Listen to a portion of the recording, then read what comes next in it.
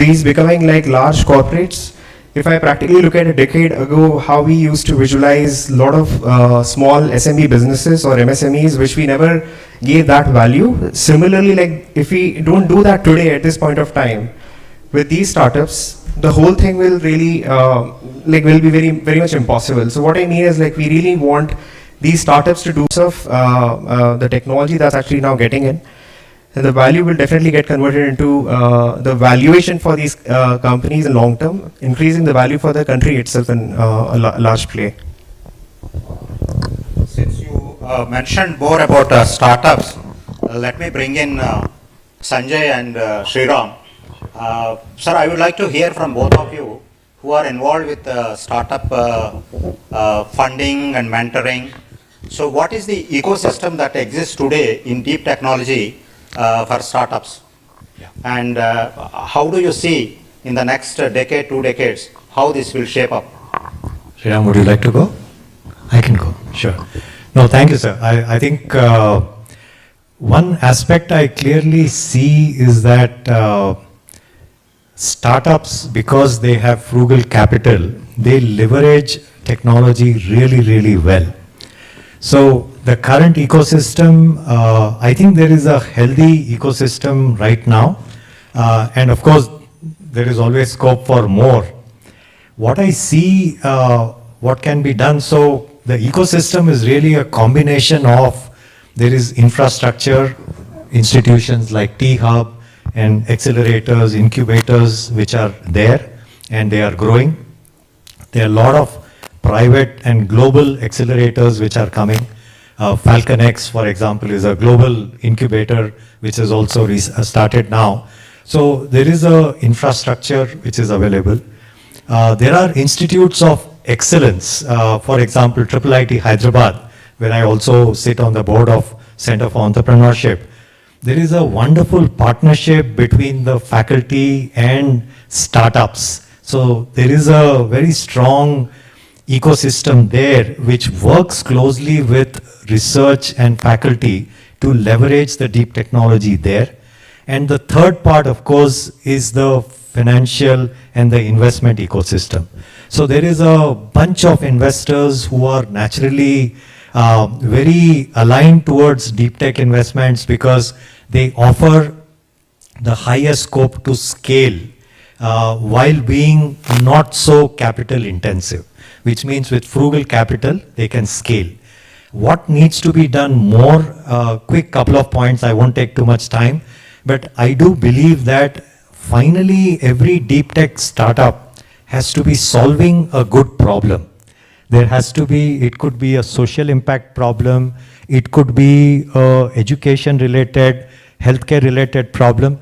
So I just want to throw in a couple of examples here. For example, the whole Chat GPT and generative AI now, one sees Khan Academy, which is a global free learning organization, in combination with generative AI, can actually bring in education to the masses across India in different languages at a level where it can be immensely helpful to the children, and at different levels of their learning also they can benefit. So your question on how the ecosystem can be improved, can there be more participation from each of the domain institutes to work closely with the startups so that good use cases of the technology are identified and they can be translated into long-term, real and scalable solutions. That's my quick take, sir. Thank you. Thank you. Sriram. To add to further what Sanjay sir said, so there are quite a lot of things that if I am talking about ecosystem, would like to add to this list. So like for example, you require an active role of media, because until unless you have an active role of media, how would investors get to know that which startup is good, or how would customer get to know that which startup is good? We would also like to have institutions like World Trade Center, TIE, NASSCOM, so on and so forth, to have more set of events wherein startups, they get visibility, they get the network, because it's all the network play. As one of my professors used to say, that your network is your net worth. So we need to network more. That is what startups require more and more. Further, we would require more and more research institutions like RICH, NASA, so on and so forth, so that they can solve or they can share in their researches with the startups, so that startup they really get in the value product, but also bring in a wonderful valuation. So bringing that into the ecosystem, how do we do that? Further, we see that government has been talking about a lot of incubation centers being mandatories and all higher education institutions. Furthermore, we would require that how do we really handle and manage the first-time entrepreneurs, what we need to train them. So those are for certain few more things that we really need to think about from an ecosystem perspective that needs to come in. Further, what I would say last but not the least, but the most important factor is how do I think from a policy perspective, which is really going to change. Now, the elements that we and Sanjay spoke about right now, about these are the elements that the startup ecosystem requires. But from the perspective you see that I bring one more angle, that India being a country for one of the ancient countries talking about GDPs contributing big time. But what is stopping us from a policy perspective to think that I am going to give you tax benefits to startups which are actually talking products? Now that changes the mindset. That will bring us far more faster to reach that number one position in 2047. When I really talk about why not to give tax incentives to the people who are trying to really do something very, very new and try to do. So people will start thinking more products. Now that can only happen when a policy comes in that perspective. So lots of potential. Next 20 years, next 100 years, India is certainly going to dominate. I certainly have this gut feeling that we are trying to say that, being productive to say that we are going to be world number 2 economy. I feel if we think right from policy perspective, which is more encouraging, I'm sure 2047 will be a new year of 100 years wherein we will be world number 1 GDP. Thank you, Sriram. We started with startups and funding, ecosystem, policy. Now let us go back and see how actually deep technology is being adopted. So Ram, I want you to comment on how enterprises, businesses or governments are using the deep technology. What is the demand coming up from the industry? Then we can move to a use case, how a vertical looks at deep technology. Sure. I think especially in India right now, the way technology adoption is moving, right? And especially given that government has enabled some of the digital public goods, I think that is driving adoption in India very fast.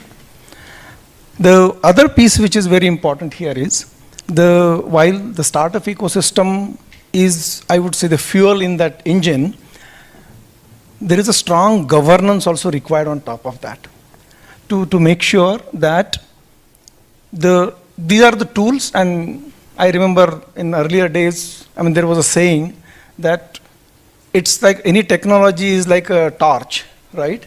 If you give it in the hands of right people, they will really scale the civilization to next level. But if it goes in wrong hands, then obviously it can really cause some disastrous impact. And that governance is very important. I think the adoption is really driven by the reach in the market. Now most of the technologies, be it mobile phones, be it broadband, everything is available to the citizens in the remotest place in India. And that is actually triggering a lot of new use cases. And that ultimately triggers the excitement in the startups, and then that builds the whole ecosystem. Now, the governance part of that also is very important. And that's where some of the organizations like, the big fours, right? They play a very accountable role, I would say. Not only responsible, but they hold the accountability to bring that governance to people and make sure that they work very closely with leaders like you, sir, as well as the industry academia and others to make sure that the adoption is sustainable adoption. And it's not just a spike we see and then it actually goes other way, right? So that's my take. Thank you. Satish, how do you see as a user segment in the logistics industry, how deep technology is perceived? What is the level of usage of technology for business purposes? What is your requirement from deep technologies? So I think to just set the context more in terms of deep technology and the startups and the rest of them, logistics undoubtedly is the oldest profession. Probably prostitution was considered as the oldest profession, and then the logistics came into it. But as far as technology is concerned and its adoption is concerned, you are not even at a 1% or a 2% really in terms of everyone using it. Probably Amazon is one case of a solid deep technology used. But if you look at today, if you look at a basic fundamental in logistics, you almost do 17 times a data entry before a shipment moves from a point A to a final point B in the other part of the world. Now, if you have technology, you should not be entering data 17 times because it's criminal in that sort of it.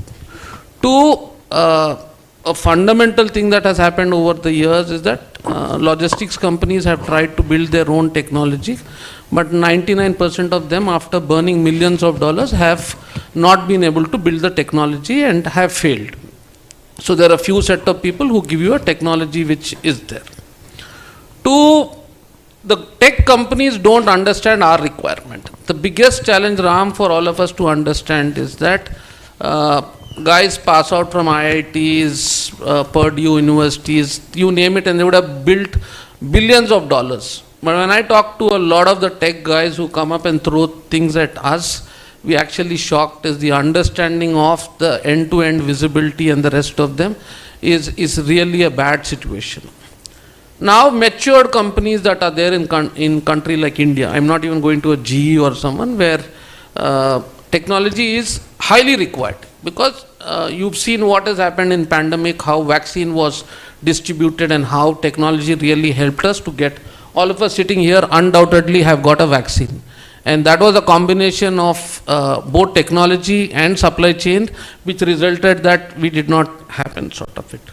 But why you need a deep technology to understand is if the temperature excursion would have happened and the vaccine which would also be given at 2 to 8 would have come at a 15 degrees, how would you have mapped it and what would be the corrective action sort of it. So one, for everyone to understand in this hall and what needs is, there is a great need of our to get your technology right with a clear motive is your end customer. The big elephant in this room is your end customer who is asking for faster, cheaper and right quality at the right time. Because today someone like a Blinkit today delivers in Gurgaon where there are no roads literally in 9 minutes before your son gets off your bed and goes and picks up. The mother is saying, beta, doodh lao, and she's saying, abhi thodi der mein laata hu. Blinkit brings it and gives it you. Because there is a deep tech that was used to get it right. But on the other side of it, today a custom system, and the word custom really means kast dene wala admi, okay, in a true sense. The custom system still drops every 40 minutes and you are not even sure whether your shipment can get onto the next flight. So there is a lack of visibility in terms of, is my system up? Two, can I load it on an aircraft? So then you have a gap between where you do not know sort of it. So I think end of the day, even if for all the people who are trying to do startups, talk to senior veterans like us in the logistics industry to understand what is the requirement and what is readily available. Today we see that there's already a system available being run by an X company, but Y is trying to make the same thing in a new form and shape. So you're confusing it. So first the startups in the ecosystem need to talk to themselves very clearly and understand, is there a need for another startup to come? Otherwise you will come and you will go, like Sanjay and we were talking off late, the mortality rate is going to be extremely high. And then the last bit that I want to tell you is that there should be some madness in why you are doing this purpose, because anything without a purpose is a disaster. Like when I was talking to sir offline, is that how can we help our farmers to put our produce in the US? Half our population from Andhra and Telangana are, where are they sitting? They are sitting in the North America and Canada. If they want a vegetable today, it is coming from China or it is coming from Canada. It is not going from Andhra. Now, how can you get this produce consolidated and sent to that part of the world? And how can you put all these aircraft quantums together is not something which no one is working today. And unfortunately, that is what we are trying to solve now. And that's how we've set up our own tech center, saying is that no one will solve it for you. You get your fund, you get your thing. And now, like I was telling, we are 1,000 employees in less than 2 years. We are in 12 countries. And all the big brands have started to work with us. Because we've got it right somewhere. I think that is what I can only tell you, is that we've definitely got it right. So I can take a little more questions later, but I'm giving you an insight of what is happening. Thank you. Sir, over to you now. Couple of decades ago, when there is no infrastructure, both physical or IT, no human resources are available. Today we are talking about a lot of technologies, startups, ecosystems and all that. But the way back in 20 years back, you have transformed an agrarian economy into something like a future-focused, technology-driven economy, and prepared it for the 21st century, for the needs. Big round of applause for that. Thank you. So, now a lot is happening. India is like now becoming top 3 globally. Lot of young entrepreneurs are coming up. So now what is your vision? Because always you are ahead of technology and always you have seen how to use technology for the societal benefit. So what is your vision with all the happening around us? Thank you. Ravi Garu, thank you. I am very happy to be here. That too, we are going to reach very soon 100 years independence. Recently we celebrated 75 years independence. Now this is the subject, deep technology by GFST. Many of you, some of you may aware, some of you may not aware, where we are sitting here, this area. No access to this area.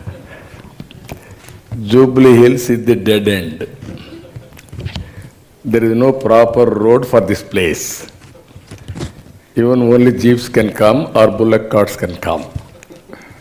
Now, driverless cars are coming now, traveling.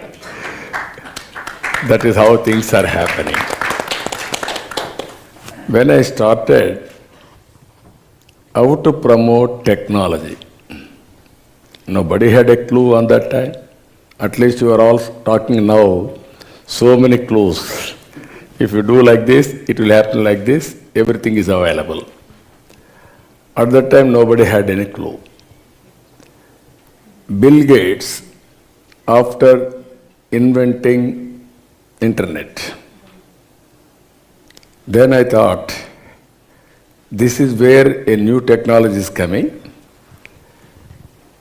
For anybody, either individual or a government or company, those who will adopt technology, they will have a leapfrog development, or they must be in a position to survive in a competitive world.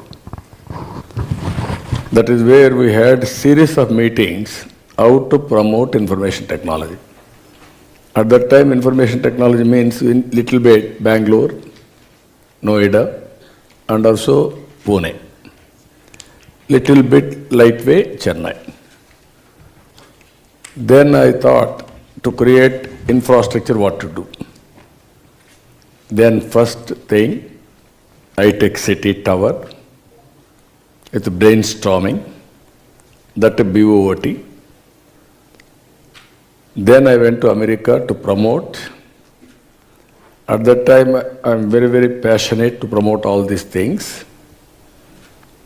All the way, I went all corporate giants.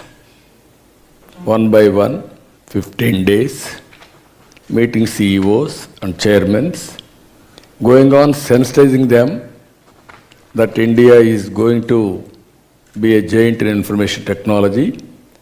We are very strong in mathematics. Zero is invented by Indians. And also British, while going, they left English. They have taken Kohinoor Diamond. But nobody can take away English. These are all the two deadly combinations for information technology. Then after that I came here. I started number of engineering colleges. If you see today, Triple IT. Triple IT at that time, earlier Channareddy, the then Chief Minister, constructed for Rangareddy District Collectorate. Then people agitated, it is far away, we don't want to go there. Then I started Triple IT in Gachibowli. And then number of engineering colleges. Even employment at the time, all our people used to do only job work. From America, they used to send all the scripts. Night time, they used to work daytime. They used to send all medical transcriptions, everything. People will add and send it. Only we used to get peanuts.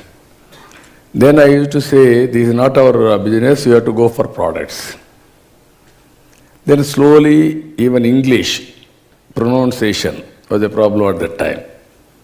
Then I brought best lecturers from London, from America, all these people, how to teach them, all these things we have done. Then one by one companies have come.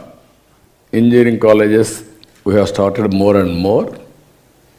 Finally, at that time, if you see, technology, nobody, even I had a problem, bigger problem, no bandwidth.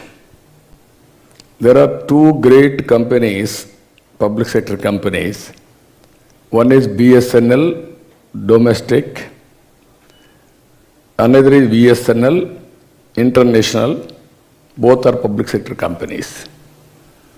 You wanted to contact anybody, it will take 5 days or 1 week or one month. And at the same time, you want to have a lightning call also, it will take so many hours, so many days. But you know one operator in the exchange, you will give directly. That were the days. Even international calls, so much of difficulty to get, prohibitive cost. Then I studied all over the world how things are happening, how China is adding all these things. Then I forced 3 prime ministers, successive prime ministers, Devagowdaji, Gujral, and then ultimately Vajpayee. Then Vajpayee agreed how to do it. Then he told me, no, we have to pay shareholders, market, how to handle all these things. Then I said, everything is possible, you pay premium. Then he constituted a committee. Myself and the then Prime Finance Minister Center, we gave a report. That is how deregulation of telecommunication sector has come. Within 1 year, 2 years, from 20,000 rupees phone has come to 2,000 rupees. Now, smartphones have come. From phone, you are able to work anywhere to anywhere. That is the beauty of all these things. I traveled all these things from the beginning. I remember, even I asked Bill Gates to come to, I wanted to meet him. He was very busy at that time and also he was an icon, all these things. He refused to meet me. I don't have any business with politicians. Politicians are different, business people are different. Then I told him, I sent a message through his ambassador. I am having a work with you, I want to meet you 10 minutes. Then finally he gave me appointment. Then I prepared laptop presentation, all these things. At that time, this type of presentations also nobody used to do. Even professionals you are unable to do. Then I prepared presentation with beautiful vision, everything. So much of time I spent, my secretaries, everybody. Then he spent with me 45 minutes. Then he asked me, what you want? I don't want anything. You recognize the strength of India. and Indians on IT. If at all you are convinced, you come and start up your company, Microsoft in Hyderabad. That was my request. Then finally, he said, I'm not coming anywhere today, but let us wait, watch. Then I went all the way from here to Seattle. So many times I met him in Davos. Then he became a good friend of mine. Then ultimately he sent a word, yes, I'm convinced I will start Microsoft Development Center in Hyderabad, first of its kind after Seattle.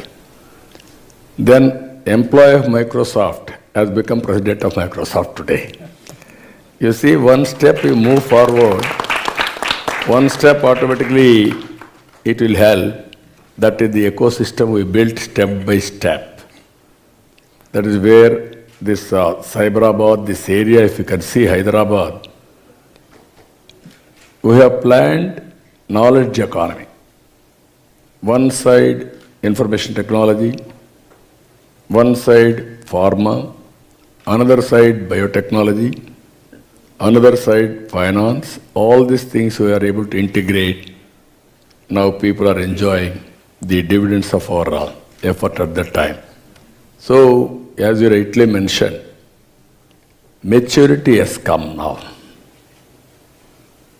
Indians are having advantage of technology. That is our USP. I can say it is in our genes now. And also, all over the world, Indians are doing extremely well. We'll come towards that also. First mover advantage for Andhra people, Telugu people. Initial movers advantage. That's why you go to any country, I used to say all these things for the last 25 years. Out of 4, globally, 1 is Indian. Now it has increased also. Among Indians, out of 4, or out of 100, 30, 35 are from Telugu people. That is how first mover advantage has come. Second advantage, demographic dividend. India got a very good advantage. Just now you have seen this slide.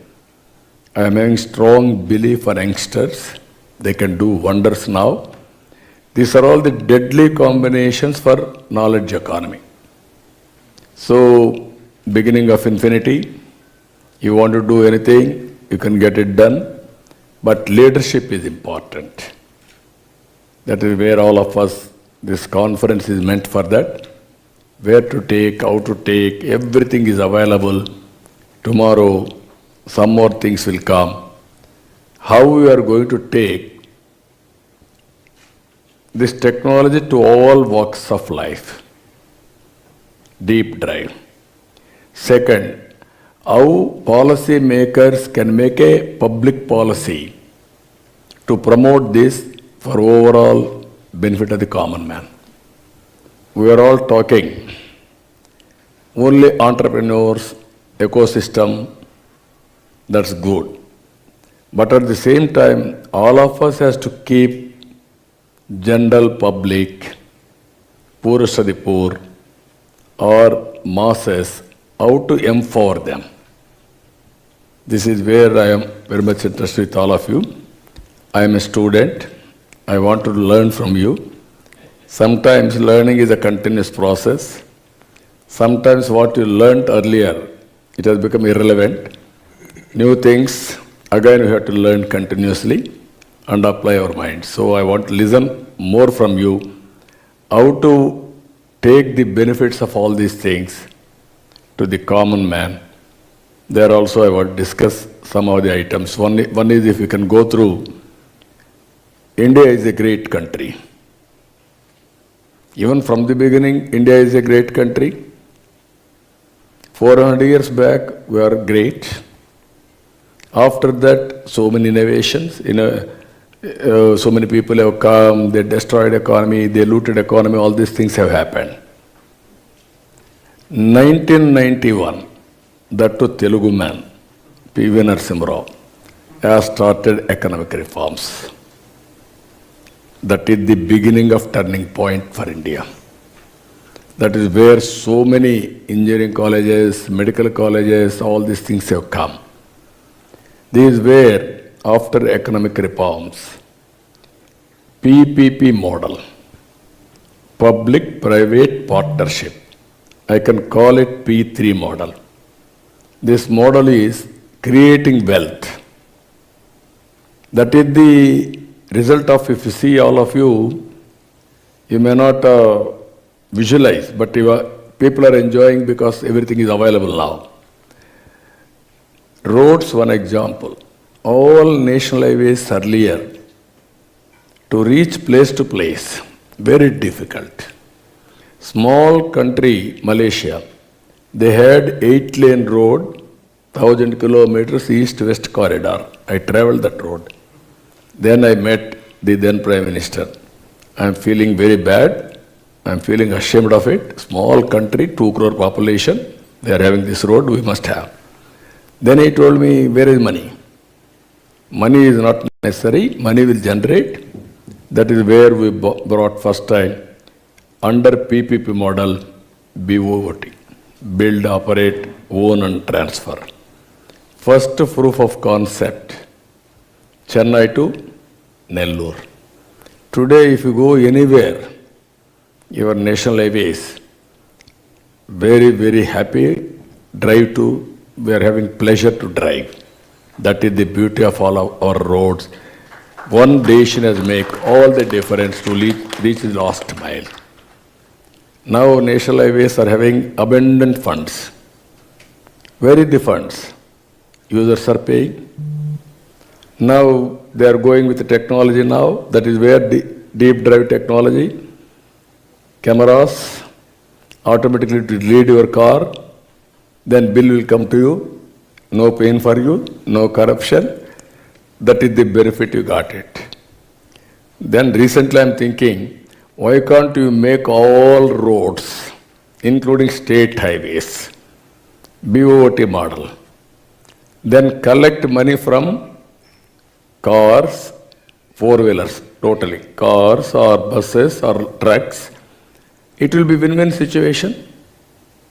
That is the policies all of you has to think over. Now I am having one more thing, wealth creation is certain. All wealth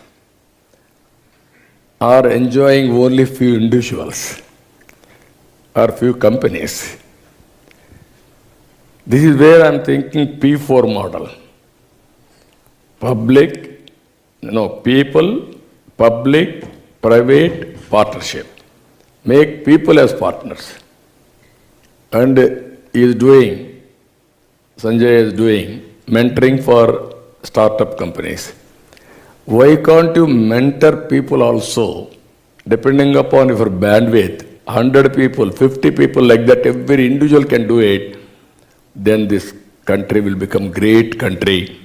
2047, no poverty in India. Every poor man you can make rich. This is my ambition, this is my desire, this is my request for all of you. Find solutions for that. That is where I came here to learn from you. As a policy maker, I have seen bullock cart. As MLA, I used to get 3 cylinders quota to recommend. At that time, 3 phones won't work, only ornamental. These are all the quota. Today you are seeing all these things changes. Driverless car, bullet trains, and also fuel. At that time, power also so many problems. I had a hectic time when I became Chief Minister with this Sauda, Electricity Department. Every summer, 3 months, all communist leaders used to bring people in a big way. They used to demonstrate there. Roads are blocked. Assembly they used to stall. No power. Then I used to take helicopter to go there to witness that fields. That were the days. Then I brought power sector reforms. You have seen that power sector reforms today. This is where everything is possible now. It is only visualization and how we are going to, after visualization, how we are going to transform vision into outcomes. If we do that, I don't have any doubt India will become globally number 2, our people are saying, but if perform, we will become number 1. Indians, I am 100% confident, they will be number 1 globally by 2047. Not Jewish, Indians will be number 1. Among them, Telugu people will be torchbearer. That is going to happen. So I need to learn from you, all of you. Thank you very much, sir, for that wonderful, insightful. You took us back, and then also you have shown us the vision for the future. Wonderful. A big round of applause to Chandrababu garu. Thank you. So as sir said, please be ready with your questions. If you have already made, please pass on the comments. I will have one more round of with the panelists, and then we'll come to you. Okay? No, you can ask some questions, again I can come. Okay, okay. That is I better. see a hand there. Please announce your name and company or organization. Thank you, sir. I have 2 gurus on the days, Mr. Sanjay and of course you. Sir, I'll give you a context to the question. In 2007, I was at the London School of Economics. We had the Nobel Prize winner, Paul Krugman, who spoke about you in 2006 as being the harbinger of reforms in India. You saw technology when we barely heard about it. So I would call you the original, the OG of technology is you. So my question is, ChatGPT actually represents a break from the past technological development. I think it has the potential to change the world in ways that we cannot even imagine. There are countries like Italy, Portugal, China, Russia, which have already made the moves to ban it. But there is also a potential of ChatGPT to do great good, right? My question is, what is your view about a transformative technology like generative artificial intelligence? And if you were, if you were to make a policy, what would be your stand on that? No, I am very happy. You cannot block the technologies. Then we will be foolish. Today, Indians all over the world are doing extremely well. What is the reason? Only because of IT. Same Indians they have migrated. Only small number, wherever they go, they used to work as limited number doctors or agriculture or some motels. Today, in America, almost every country, our people are doing extremely well on information technology and also entrepreneur skills. That is one is age is an advantage, and also thinking process has been changed. Earlier, whenever you go outside, we are all diffident to talk with them. We thought we are inferiors. They are much, much superiors in thinking and knowledge, everything. That's why in high-tech city, I called American President Mr. President.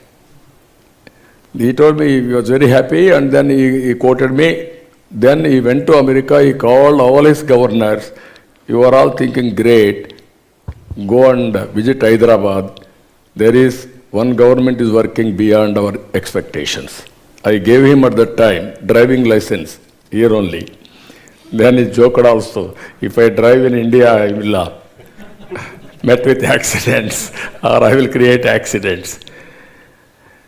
ChatGPT you cannot ignore. Artificial intelligence, you cannot block it.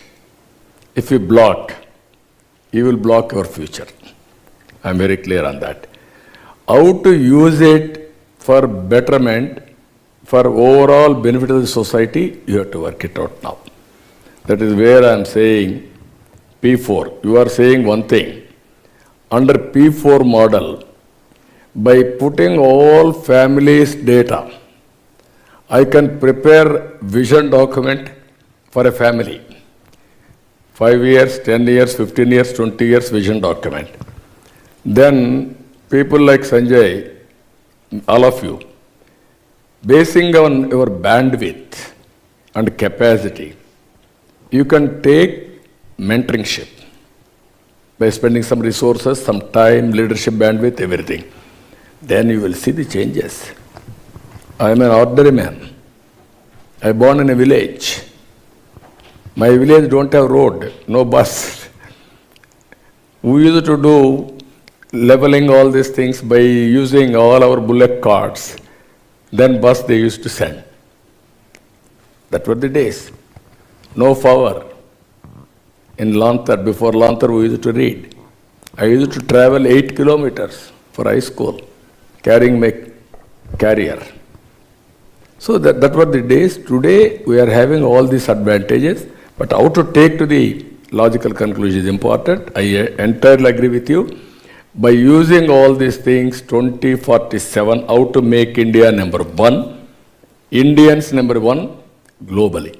It is possible, it is going to happen. Now things are changing after COVID.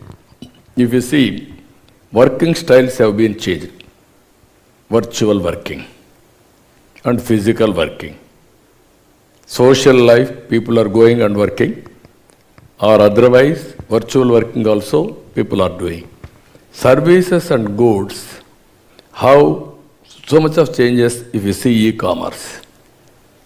If you produce something, you identify your consumer, delivery will be on e-commerce channels, on their own or on your identification. So these are all the things are going to happen in future. So we have to encourage it, but there are some debates, pros and cons, what is going to happen, human intelligence.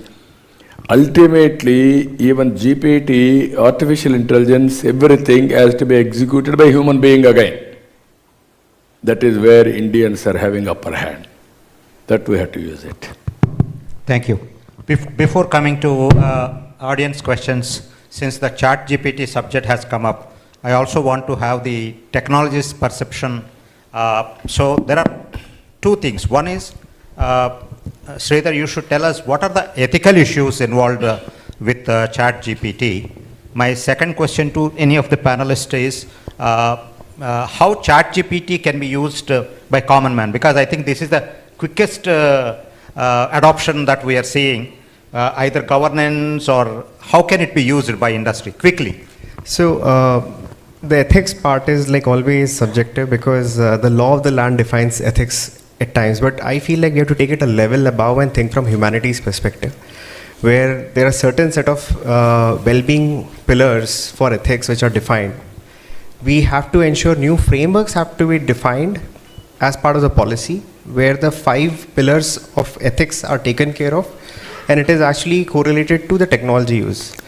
Example like as simple as you're writing an exam today, and that exam questions if I put into chat GPT and I generate all the answers, while the government is trying to help online education. And if I use a tool like chat GPT and fill those answers and pass my exam and get my degrees, that is unethical. So we will have to even make counter systems to like stop that, where the work will start happening eventually as we make policies around it, and especially like people who are here in the crowd who are like all experts for some of these domains of deep tech. I believe that's their role as well, to come forward, draft these policies, pass on to GSFT kind of bodies, where while there is an opportunity in future, we can work together to make policies and ensure like we are ready. India is ready actually for that bit of it. So anything that you believe like is a question mark, like I can imagine 50 years ago or maybe 100 years ago when everybody couldn't get a driving license and there was no clear definition of accidents, there was always a gray area around it. Similarly, we are in a gray area spot at this point of time around ethics. There has to be policy creation to be done. Once we create these policies, we help the government rather than putting a question mark. I think we will then lead this whole journey to the next bit of it. So right now, that's the time. No, yeah. Can I intervene here? When I started biotechnology, people said it is not correct. If I should have stopped at that time, no COVID vaccine today by India. This is where I am saying how to use it for better purpose is important. Everybody is saying at that time, because of biotechnology, so many changes, artificial changes you can bring, it is not good for nature. Nobody stopped it, it has gone. That is what. No, thank you, Ram Prasad. And Kiran is a good friend. Thank you for asking. So my view is that with guardrails, I'm a big fan of that ChatGPT can be a quantum leap in terms of democratizing technology. I'll just take two quick use cases, Mr. Ram Prasad. One is, like Sir mentioned, very kind of him to say that, I'm a mentor and I can do that. Actually, in education or even in access to public policy, benefits and everything, there are already systems which are coming into place where ChatGPT can be used by the common man to understand what are the various benefits which the government is offering. They can be around subsidies, they can be around insurance, they can be around free education for their daughter, bunch of stuff. Similarly, in education, the point I mentioned about Khan Academy, I was watching a TEDx video which shows that on one side, like he said, you could use ChatGPT to cheat and actually, make your answers, right? But on the other side, with certain guardrails, ChatGPT can be your personalized mentor, your personalized teacher, where it will ask you questions. It will help you to think in the right direction. If I were to just dip towards healthcare, I'm fairly engaged with healthcare quite a bit. I'm on the board of a large hospital in Hyderabad. Today, the healthcare proportion of doctors to population is extremely low, especially rural healthcare, like Sir mentioned. If I look at the Bharat side access to healthcare, ChatGPT can be a good co-pilot for telehealth practices. A lot of standardized responses can be filtered. I'll give you an example. There is a healthcare startup which detects tuberculosis by the sound of the cough, as versus taking a sample of your sputum and then culturing it and taking 10 days. With a 95% plus accuracy, this startup is able to detect early tuberculosis just by the sound of the cough. Deep tech AI combination into healthcare. That's my quick contribution, sir. Thank you. Thank you. Sriram, quickly. So, with reference to what exactly the ChatGPT is doing, like for example, as Sanjay also mentioned that that you can become a personal this thing, and I see this there is a lot of potential. As Sir was saying initially, that if we take example, these all things actually get to feed it into ChatGPT. If you see example of even Mukesh Ambani, few days back, of probably 18 months back, they hired a few consultants. They are looking at the Japanese model to prepare a vision document that what should be the vision for that company and that for their family. So as Sir rightly said, it is very much required when you are talking about SDG goal number 15, 17, thinking about people, that how they should think about livelihood, how they should go to the next levels. I guess this is where the technology should go in. The technology should go into a level that, okay, if I'm going to give in my resume, or if I'm going to say that this is what I am doing and what is what I need, a ChatGPT should tell me that, hey, this is what is possible for you.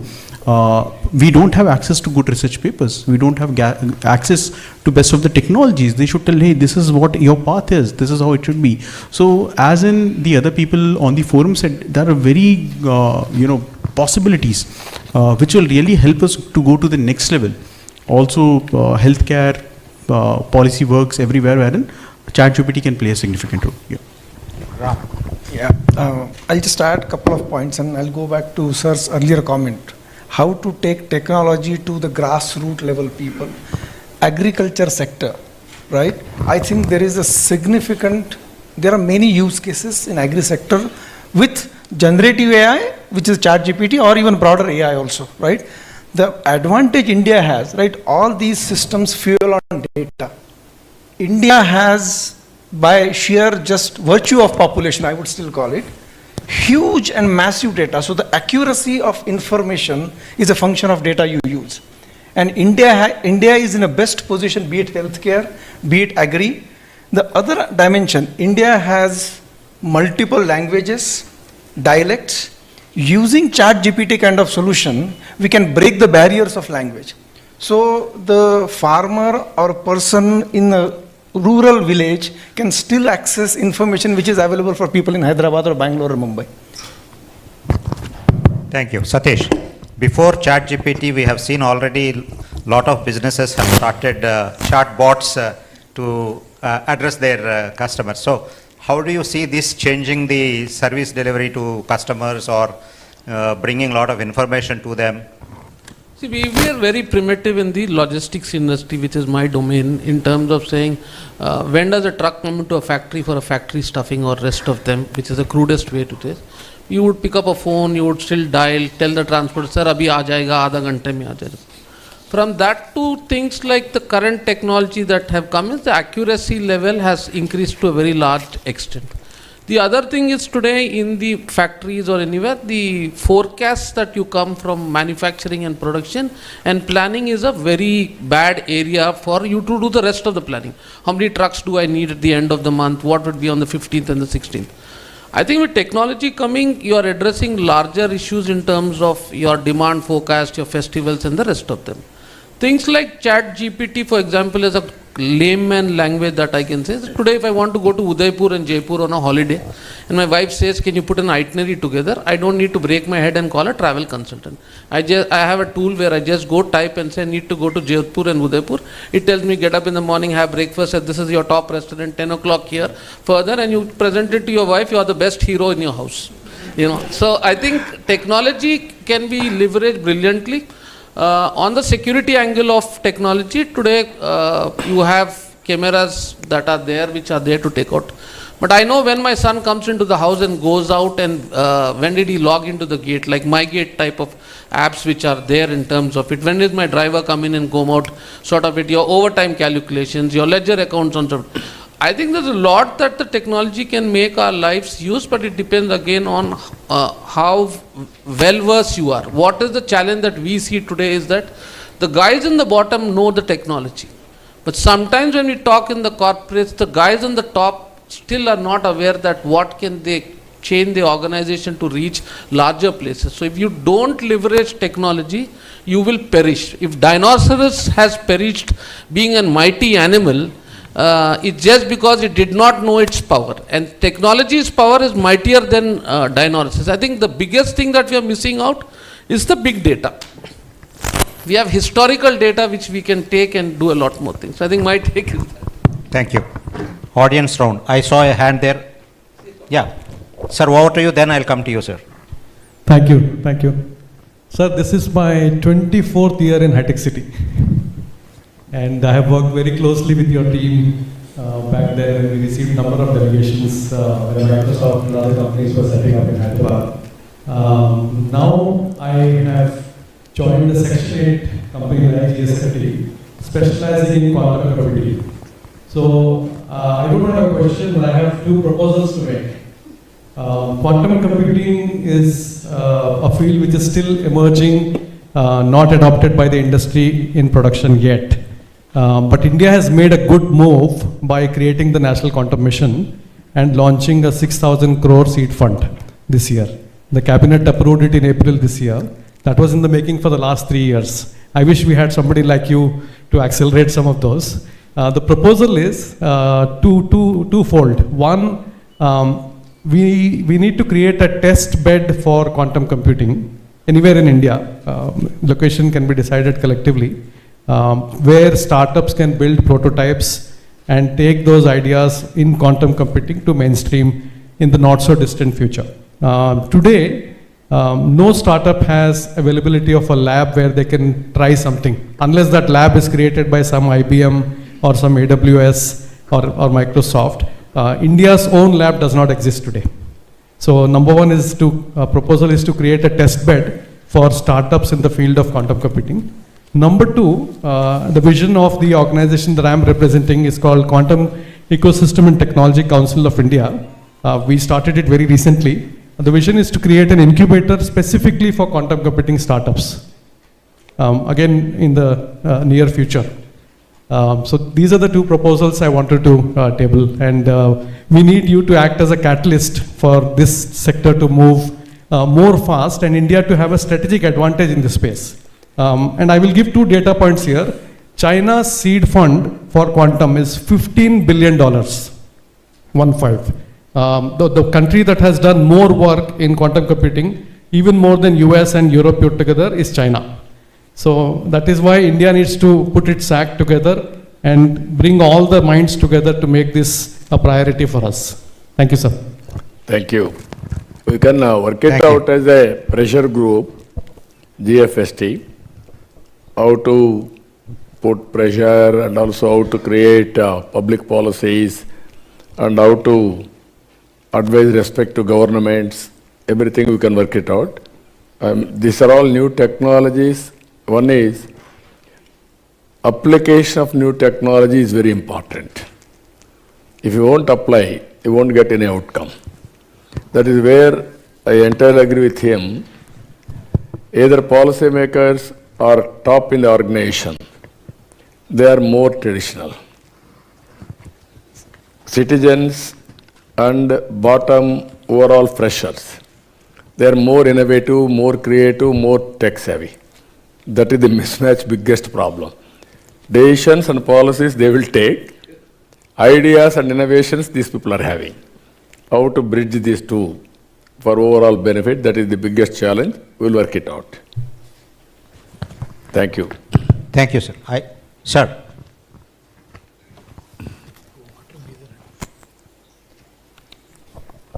Yeah.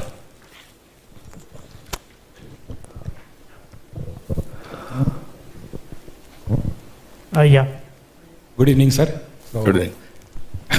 I remember when you are Chief Minister 15 years back, I introduced to the right people to you. One of my cousin brother, who is very successful in Dallas, USA, I introduced to you, and you are so visionary that time. Even now I am only visionary. I am ahead of times always. That is the problem with me. If you think today, I am thinking 20 years ahead. Yeah. But that's why sometimes it is a disadvantage for me. People are not understanding me. That's why I am losing sometimes elections. I am not talking short term and also appeasing and giving everything. But I want to give everything. But at the same time, all our ideas are futuristic. And when J.I. Chaudhary was there, so Yeah. you are the person who brought big companies to Hyderabad, Telangana, Andhra Pradesh, that time. So most of my family members, they are well settled in state. Well, they are in top position, big companies like 100. He was a representative for STP. Yeah. At that time. That time, yeah. We used to work with him. So we will work with you, and we will see that how make India global. One of the your But the vision only is problem is those who got benefit out of my policies, they are not supporting further how to take forward. That is the biggest challenge. That's where I am asking. Not only finances, all these things I am not asking. But how to create good policies, how to share knowledge, how to take forward is very important for the benefit of the nation. Excellent. So I need all your cooperation now. Everybody has to cooperate. All of us will work as a group for 2047. How to make this great country #1 in the world. We will give policies, we will prepare vision. And the India will become on the world map, definitely because of your leadership and everyone's support. Yeah, Thank you. everybody has to cooperate. Thank you. I see a hand there.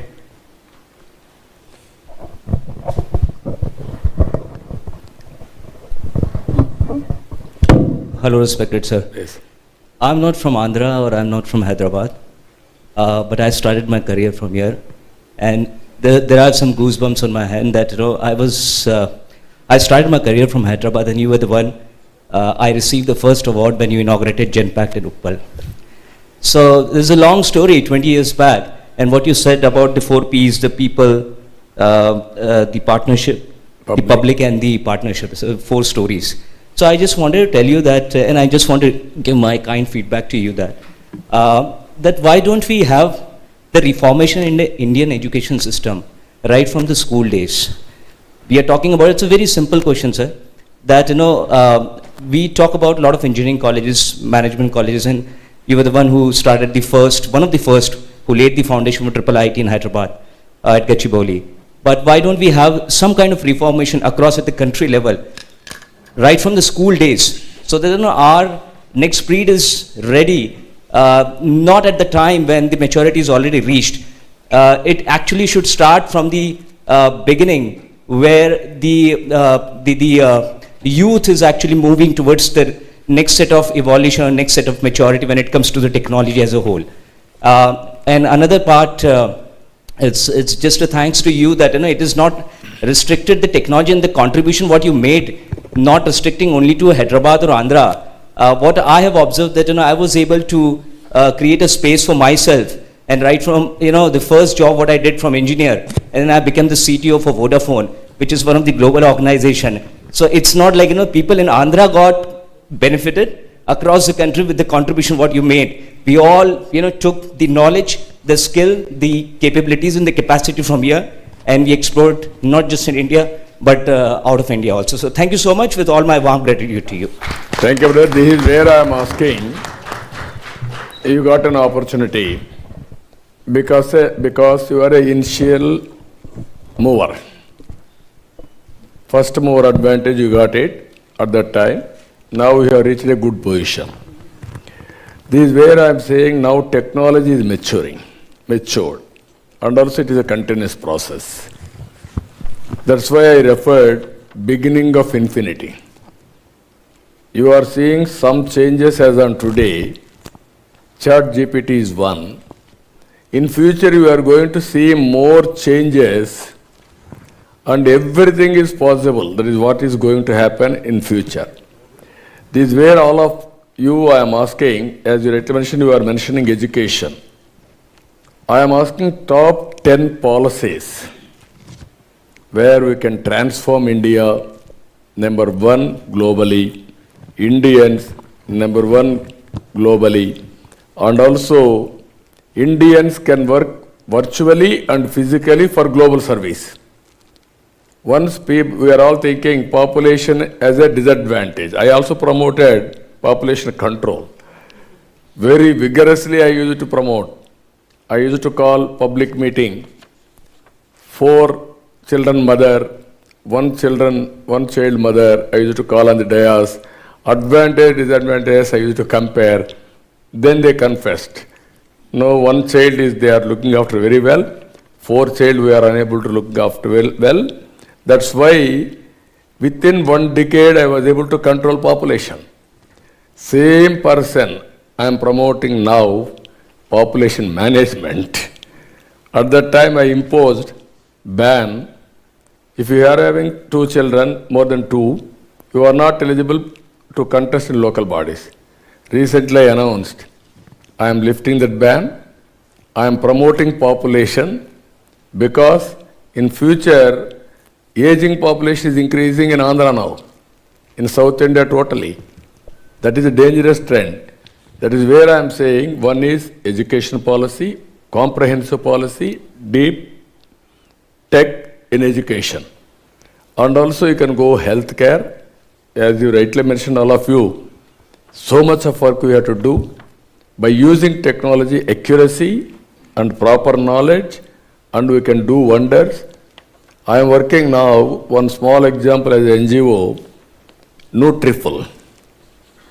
This Nutriful, in a trust we are working, by having, one is preventive health, and also with all these things, food as a medicine, kitchen as a pharmacy. So what your body, one is gut. You manage your gut, then so many problems you can control. You have to manage your mind. Mind and gut will talk continuously. Something wrong, then whole ecosystem will disturb. Either your heart, your BP, your sugar, your kidney, everything. Even some preventive, once in 3 months or 6 months, you can have a blood test. Basing on blood test clinical results, you can prescribe diet. Same diet, moderate or nutritious food, which one he has to take, which one he cannot take, all these things if he can do. 100% preventive disease you can control. Preventive health you can go. Communicable disease you are seeing. So much of money you are spending. From there onwards, specialization will come, as you mentioned rightly, doctors. If you can compare population with a doctor, you cannot meet. You can go with technology. Every person we can take care. Either preventive health and cure also we can handle in such a way, cost-effective health care. That is where you have to go through some measures, deep tech. Then road connectivity, just now I told you. Now we can go new energy policy. I created energy policy at that time, power sector reforms. At that time, if you see 60% theft or transmission losses, distribution losses, then first time power sector reforms, the regulatory commission and energy auditing, everything we have done. Today, recently I promoted solar, wind. If you can make new energy policy, you can reduce cost of fuel in all walks of life, either industry, either domestic, whatever traveling, your cars, everything drastically. How to do that? Now, just like social media, everybody is a owner on communication. Energy also you can produce at your premises, at farm, agriculture, you can subsidy, you can give it free. Then you can generate power, no land cost. Then you can use it for lifting of water. There is surplus, you will give it to grid. Then you can grid, you have to manage. Government has to manage grid. How to manage grid? Deficit surplus for the consumer. Existing grid is enough. If you go for deep tech, again, 20 years back, 25 years back, from Yusuf Guda, I used to operate all substations off and on. Not there. Today, your house I can cut power. That is the technology today. So what I am saying, if you can do all these things, energy, it will come 2 rupees, 250, 3 rupees. Your house will be a charging station for your car or cycle or scooter. Your road is seamlessly you can travel. And energy, this environment you can imagine. All energy, electrical vehicles. So that is where I want, even governments wants money. You are saying for unit 3 rupees. I can charge you 1 rupee for electricity duty. It is a win-win situation. Government will get money. You will also happy. Clean energy, environmental, friendly. That is where you have to think energy, new energy policy. Same thing in agriculture. Lot of scope. We can produce food for the global community. Use drones, cloud computing, and then specified areas where you have to spray pesticide. Now we are going on spraying 5 times, 6 times, 10 times without knowing what is that fertilizer or pesticide owner will tell. You take this and spray, we are spraying. So that is where agriculture revolution can bring. Water, how to harness water, water policy. If you can bring all these things, digital currency is one in my heart. 500 or 1,000 rupees or for 2,000 rupees, they have banned. Even 500 also if you can do. Even every Kirana Kotu or this what you call T-Bala is able to give you swapping all these things, QR code, and automatically supplying tea, productivity has increased. No changes are all these things. If you do all these things, today you are doing GST, quantum jump in GST. If you abolish 500 rupees and 2,000 rupees, all political corruption, money hoarding, black marketing, money laundering, everything will go, then you can see the economy. Multiple areas it will grow. Finally, P4. You got an opportunity, you have to handhold 100 families, 10 families, 20 families is your duty, even CSR, corporate social responsibility. We can use everything to uplift our fellow human beings. Like this, if you prepare top 10, all of us, we can see, visualize 2047, 100 years independence. Thank you, sir. It doesn't look like you are seeking any opinions or suggestions from all the experts. No, I'm giving thoughts. Already have so much of agenda prepared and no, I'm giving only thoughts, but solutions are with them, not with me. Yeah, that is a point. So the industry, youngsters and startups, entrepreneurs, business leaders should take these as the base issues, problems, societal issues, and then focus on delivering solutions. Thank you so much. What I am asking them, it is a win-win situation. You will get a revenue model and also you will get name. Right. I will get good benefit out of it. That is, poor people will become rich. Right. That is my dream. That is my wish. Sir, I one more time go back to the panelists. In earlier conversations, we heard so many times policy.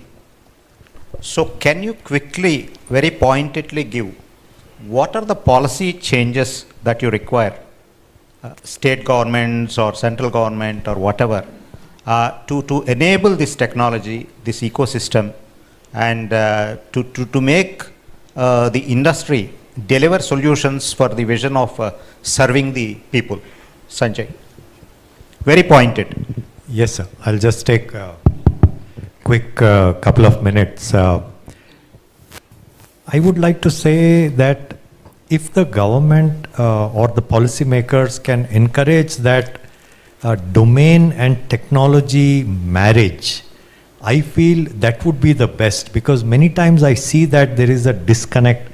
There is technology which is being developed, but the use case and coming from the problem back into the technology needs a little bit of a overarching hand to come in. I feel maybe the policymakers can contribute to that area. That's my quick one take, sir. Thank you.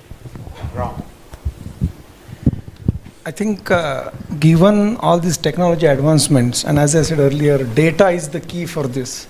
So, and now data is wealth. Yes. And every equipment, every machine will start generating data now. So, and for us to use these tools like ChatGPT or AI or other, it's very important to have a data interoperability policy addressed very clearly. Then the amount of data which gets generated, we'll be able to really harness and use it for all the citizens of India. Yeah.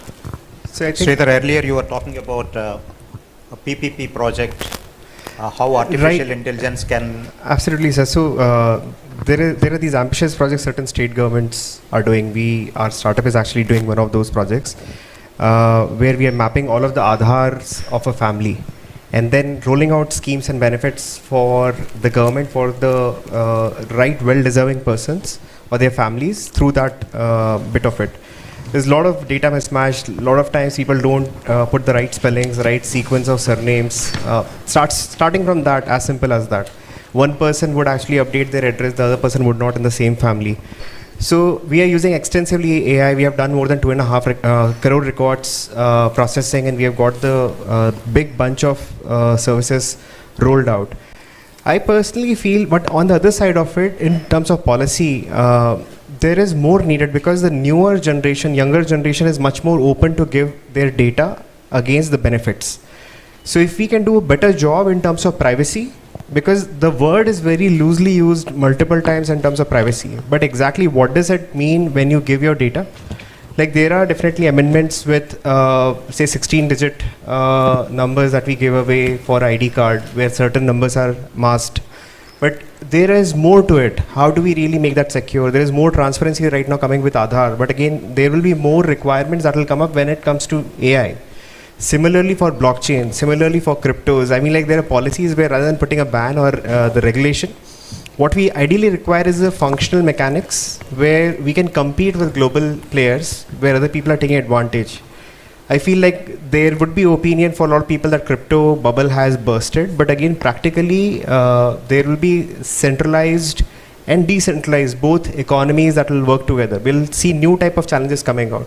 So we need policies around that where we can compete, and like example, USDT is a currency which is stably like sustaining against US dollars.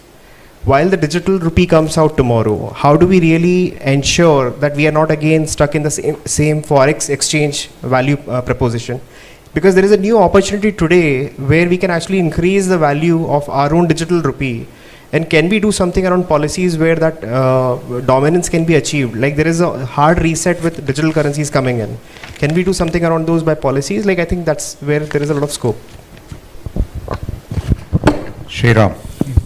So, sir, where I would see that we need to think about from a policy and technology coming from perspective. I was just reading a newspaper a few days back, and we were saying that, that also Mohandas Pai a few days back was saying there is tax terrorism which is happening, and we get to see that day before yesterday's newspaper that 243 new crorepati coming in because of HUL. Now, if you see from that perspective, even every year we get in more than 100 crorepatis in Ernst & Young and so on and so forth, that kind of company. We get to know so we are getting in details about people who are earning money, who are whatnot. So the policy needs to come in from a perspective that if you are investing this money for the social good, if you are investing this money in creating new jobs, what kind of incentives will come? Because the biggest threat that I see is now, if you see the number of millionaires which is increasing in India is exponentially increasing in China. And we are actually now, we have got a better opportunity. Rather, I would say that God has given us an opportunity to dominate the world because we are being blessed with the biggest number of population. So if this money is being utilized for creating of jobs, enhancing skills, how policy can help them in not getting taxed, giving them better opportunities, so that more and more a good segment of this money is being used for the better world and creating of the society. See, at the end of the day, we all should agree that we are actually product of the society from where we came in.